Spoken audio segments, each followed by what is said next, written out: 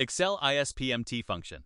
This function calculates the interest paid during a specific period of a loan. It uses straight-line amortization where the principal is paid down in equal installments. The syntax is ISPMT with 4 parameters: rate, per, NPER, and PV. All 4 arguments are required. There are no optional parameters for this function. There are 4 arguments, all required: rate, the interest rate per period; per, the specific period for which interest is calculated; NPER, the total number of payment periods; and PV, the present value or loan principal.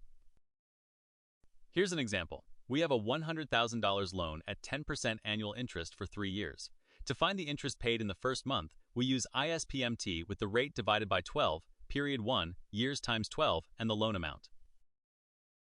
The ISPMT function returns negative $810.19. The negative sign indicates an outgoing payment. This is the interest on the remaining balance after straight-line principal reduction.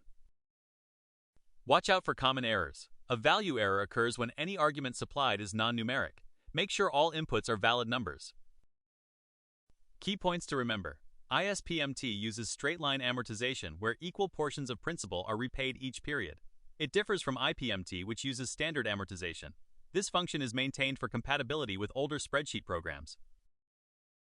Thanks for watching. If you found this tutorial helpful, don't forget to like and subscribe for more Excel tips and tricks. See you in the next one.